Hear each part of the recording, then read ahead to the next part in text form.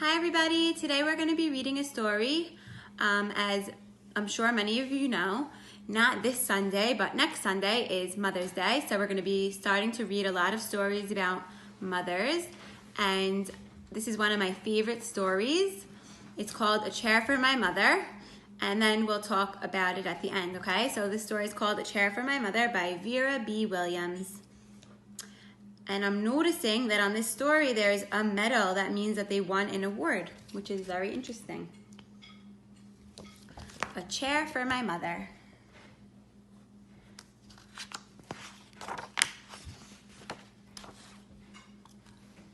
My mother works as a waitress in the Blue Tile Diner. After school sometimes, I go to meet her there. Then her boss, Josephine, gives me a job too. I wash the salt and peppers and fill the ketchups. One time I peeled all the onions for the onion soup. When I finish, Josephine says, "Good work, honey," and pays me. And every time I put half of my money into the jar. It's a good idea. She's saving some of her money.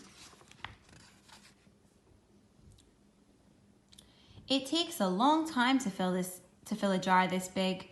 Every day, when my mother comes home from work, I take down the jar. My mama empties all her change from tips out of her purse for me to count. Then we push all of the coins into the jar. So her mom is a waitress. She serves people their food at a diner.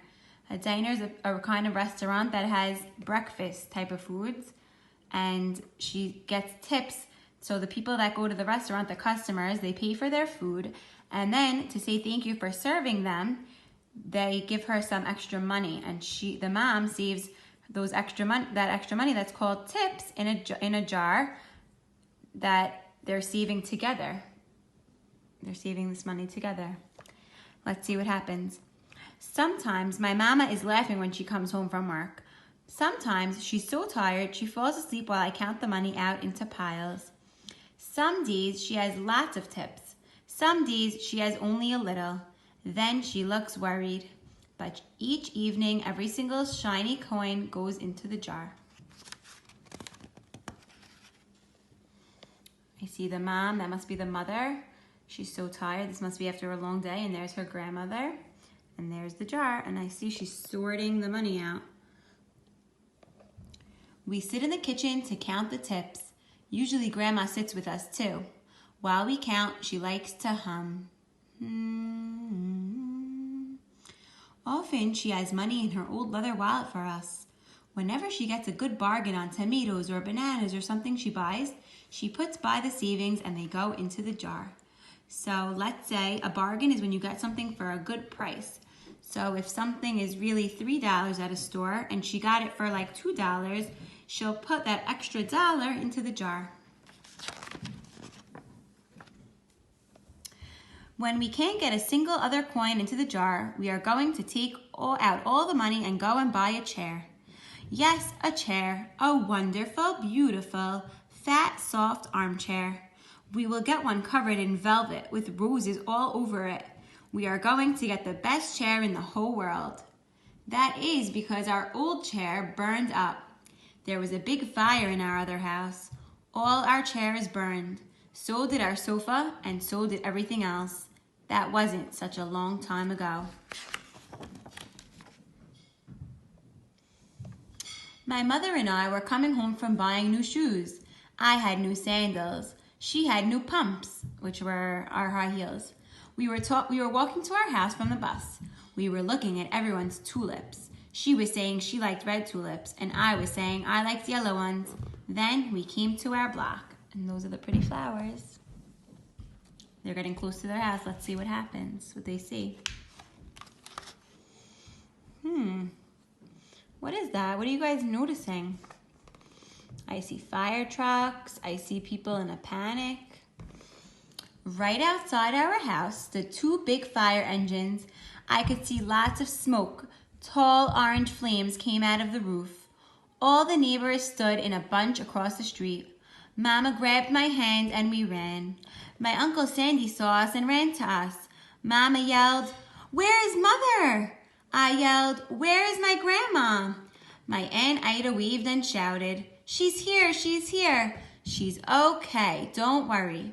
Grandma was all right. Our cat was safe too, though it took a while to find her, but everything else in our whole house was spoiled.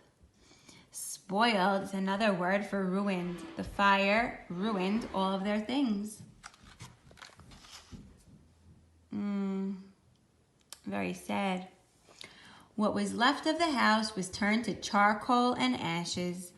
We went to stay with my mother, sister, and Ida, and Uncle Sandy.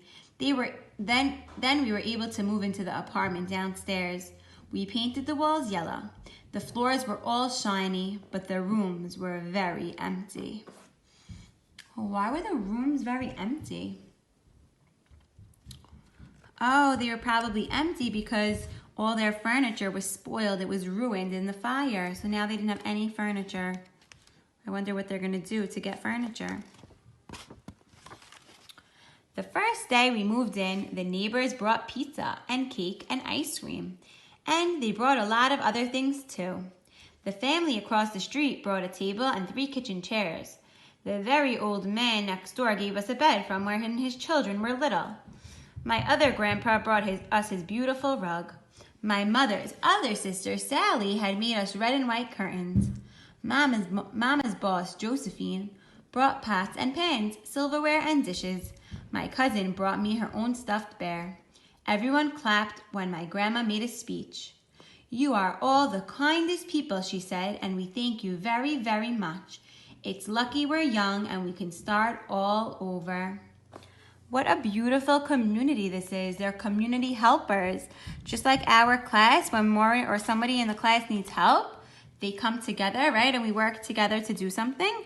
This community is all coming together to help the girl and her mom and the grandma to start all over, to have new things for their new apartment. I'm seeing all different kinds of people from their community, all giving what they can give so they can have a nice apartment with furniture. Oh, wow. That's a lot of coins. That was last year, but we still have no sofa and no big chairs. When Mama comes home, her feet hurt. "There's no good place for me to take a load off my feet," she says. When Grandma wants to sit back and hum and cut up potatoes, she has to get as comfortable as she can on a hard kitchen chair. So that is how come Mama brought home the biggest jar she could find at the diner, and all the coins started to go into the jar. Now the jar is too heavy for me to lift down. Uncle Sandy gave me a quarter. He had to boost me up so I can place it in.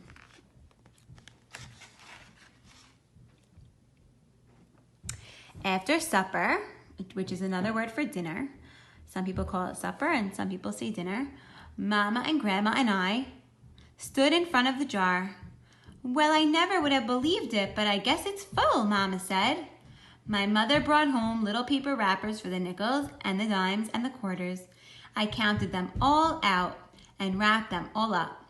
On my mother's day off, we took all the coins to the bank. The bank exchanged them for $10 bills. Then we took the bus downtown to shop for our chair. That's them at the bank.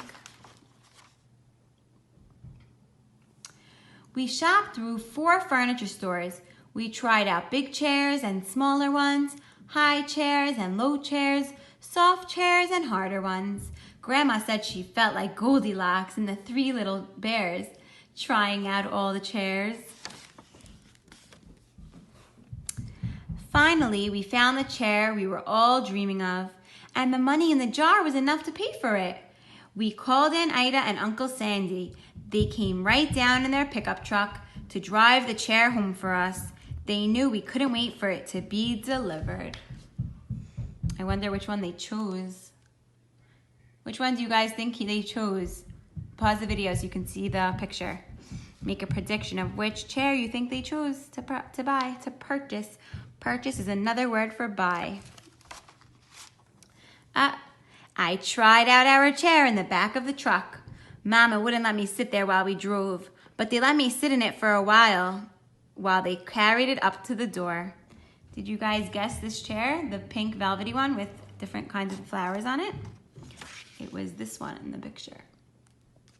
And here it is close up in the back of the truck. We set the chair right beside the window with the red and white curtains. Grandma and Mama and I all sat in it while Aunt Ida took our picture. Now Grandma sits in it and talks with people going by in the daytime. Mama sits down and watches the news on TV when she comes home from her job. After supper, I sit with her and she can reach right up and turn out the light if I fall asleep in her lap. And that's what she's doing. She's pulling a string to shut the light. They both look really tired. And those are the beautiful curtains. The end. I love that story. I hope you guys enjoyed it. I want each of you to think of a way that you can help your mom or your grandma. And if you were able to print out the writing sheet that says, I can help my mom or I can help my grandma by, you're gonna fill in whatever idea you come up with and you're gonna draw an illustration.